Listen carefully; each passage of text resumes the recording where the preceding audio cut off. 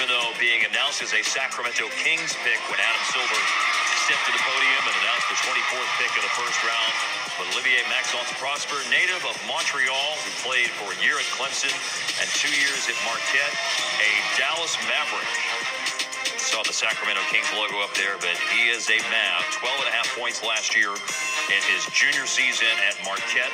Almost 5 rebounds a game, shot 51% from the floor. In conference play, his three-point percentage was 36%. And by the way, a young college junior. He turned 21 years old just a couple of weeks after the draft. So already 3 seasons of college basketball under his belt, and he'll play his whole rookie season in the NBA as a 21-year-old. And getting some run on the floor. He started the first preseason game, but here he is. He's been running the floor. He's got 1 basket, but he just missed on a 3-point try. You know, you talked about running the floor and creating opportunities. He's just one of those all-around players that at some point in his career is going to have a huge role in the league. I agree. It reminds me a lot of Dorian Finney-Smith. Yes. Coming in, long defender, typical 3-and-D type of guy, but continue to need to work on the 3 part to become more of a consistent shooter. But he's not afraid to let it go.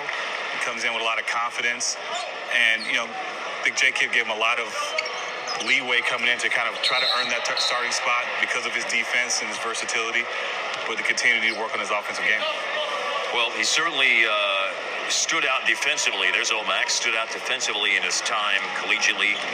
I mean, last year at Marquette, you play Connecticut, he get Jordan Hawkins, he get the best player. You play Xavier, you get Colby Jones, you got to guard the best player. He had some very, very good defensive numbers last year. I believe that when opponents took a jump shot against Omax, it was something like 26% he contested the jump shot.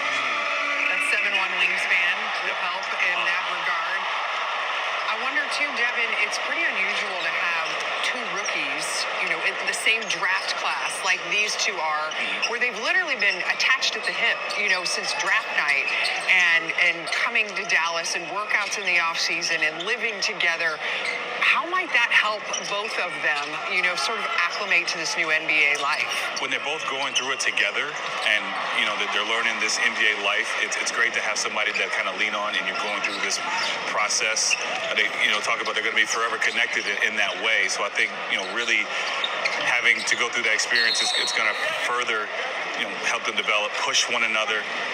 And I think, obviously, J-Kid trying to throw them both out there to get some experience is beneficial for both of them. There was a season in the past, and I don't remember the players of the season, but we were at practice and said, Paulo, as long as the NBA's been around and as long as it will be around, look over there.